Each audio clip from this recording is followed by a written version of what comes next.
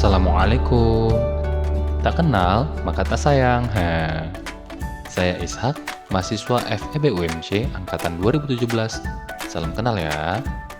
Saya persembahkan video ini sebagai penambah wawasan pada penonton sekalian.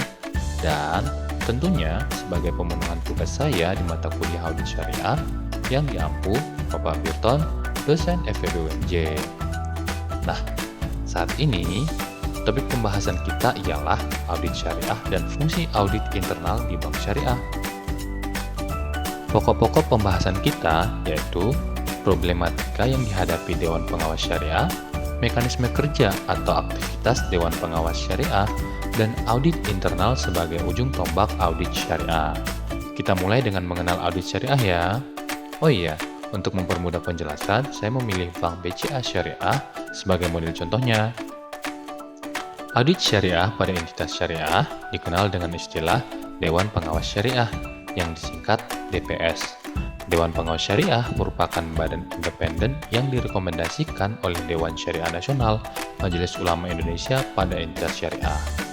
Sesuai peraturan dan perundang-undangan yang berlaku, Dewan Pengawas Syariah minimal beranggotakan 2 orang dan maksimal beranggotakan setengah dari jumlah anggota direksi.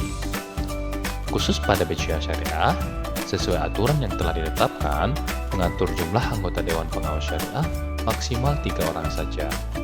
Tentunya, ini merupakan tantangan tersendiri bagi Dewan Pengawas Syariah dalam menjalankan tugas-tugasnya, mengingat size company atau luas dan besarnya BCA Syariah atau entitas syariah yang diawasi. Dalam menjalankan tugasnya, Dewan Pengawas Syariah melakukan pengawasan produk, jasa yang ditawarkan perbankan, akad-akad yang ada di perbankan, pedoman kerja, operasional harian bank, juga pengawasan terhadap penerapan manajemen risiko yang terkait dengan pemenuhan prinsip syariah.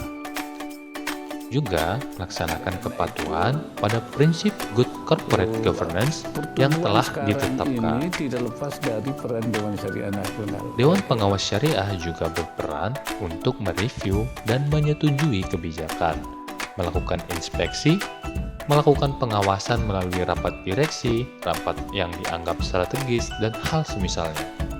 Tentu, ini merupakan tuntutan yang banyak dan sulit ditangani oleh 2 atau 3 orang saja.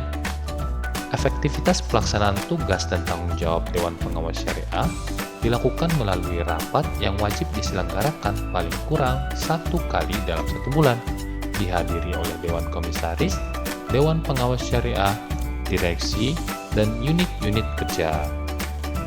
Untuk itu, Dewan Pengawas Syariah melaksanakan tugasnya bekerja sama dengan Satuan Kerja Kepatuhan dan Satuan Kerja Audit Internal dalam pelaksanaan hariannya. Audit internal sangat berperan penting dalam pengawasan ini.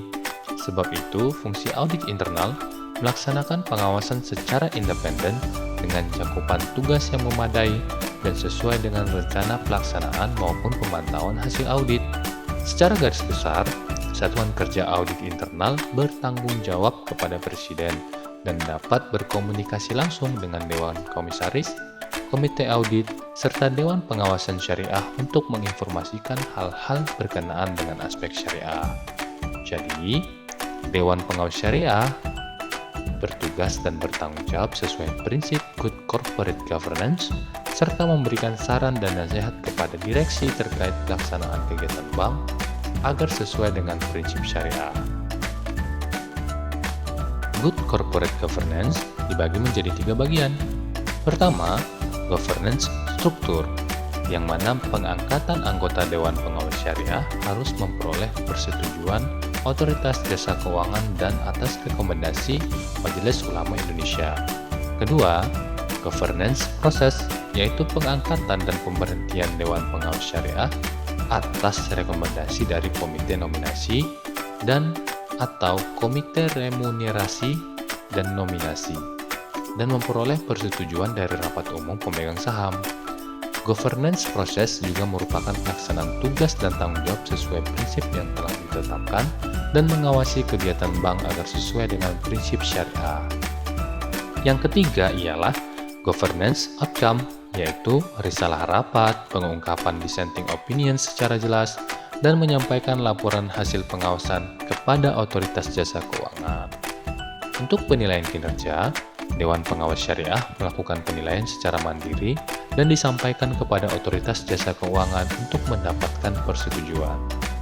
Oh iya, Dewan Pengawas Syariah juga memiliki kode etik loh, yaitu berupa batas-batasan seperti anggota harus berorientasi pada pemenuhan asas kepatuhan hukum, menghindari dan selalu menempatkan diri untuk tidak berada dalam potensi benturan kepentingan, menjaga citra dan reputasi, wajib mengikuti kebijakan dan prosedur yang telah ditetapkan, tidak boleh memanfaatkan informasi demi keuntungan pribadi, menjaga kerahasiaan informasi, tegas dalam peran tanpa bias pribadi, tidak boleh menerima pendapatan kecuali yang telah ditentukan, wajib mengembangkan komitmen tim yang kuat, sesama anggota wajib saling terbuka, mengutamakan kepentingan entitas, tidak boleh menyimpan dan menggandakan dokumen serta menguasai untuk kepentingan pribadi. Sekian pemaparan dari saya. Terima kasih sudah menyimak. Wassalamualaikum.